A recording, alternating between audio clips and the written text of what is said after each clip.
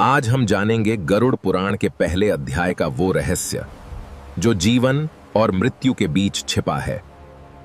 गरुड़, मृत्यु केवल एक पड़ाव है, पुनर्जन्म का द्वार।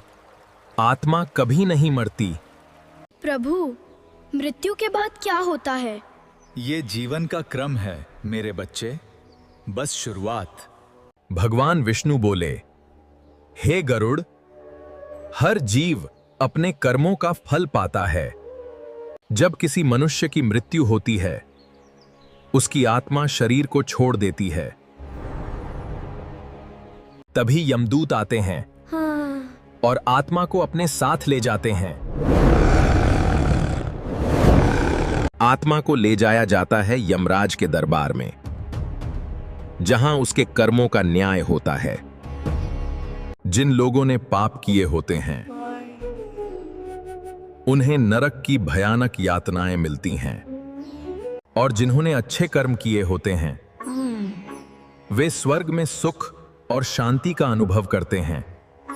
भगवान, ये पाप और पुण्य का लेखा जोखा कौन रखता है? हे गरुड़, धर्मराज यम और उनके सहायक चित्रगुप्त हैं, जो सभी कर्मों का लेखा रखते हैं। गरुड़ सुनो, पाप वो है जो अधर्म के मार्ग पर ले जाता है और पुण्य धर्म के मार्ग पर। मैं तुम्हें विस्तार से बताता हूँ। हे गरुड़, ये संसार एक मायाजाल है। हर जीव जन्म लेता है, कर्म करता है और फिर मृत्यु को प्राप्त होता है, लेकिन मृत्यु अंत नहीं।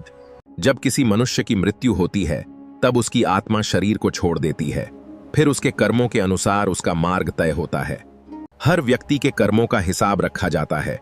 अच्छे कर्म उसे स्वर्ग की ओर ले जाते हैं और बुरे कर्म उसे नरक की ओर।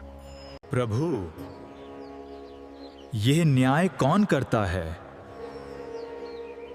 मैं करता हूँ।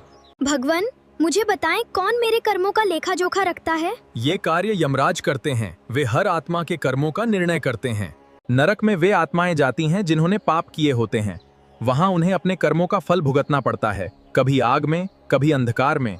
गरुड़ यह सुनकर थोड़ा विचलित हो गए। हाँ। और स्वर्ग? प्रभु, स्वर्ग में वे आत्माएं जाती हैं जिन्होंने अच्छे कर्म किए हैं। वहां सुख, शांति और आनंद होता है। मृत्यु के बाद आत्मा अकेली नहीं होती।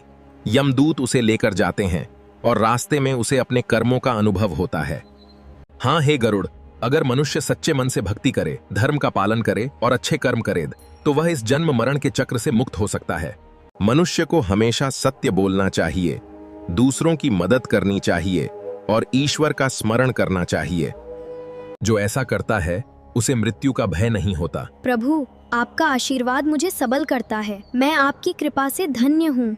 हे गरुड़, जीवन का उद्देश्य है धर्म, भक्ति और अच्छे कर्म। गरुड़ जी ने भगवान विष्णु की बातें ध्यान से सुनी और कहा, प्रभु, अब मुझे समझ आ गया कि जीवन का असली उद्देश्य क्या है।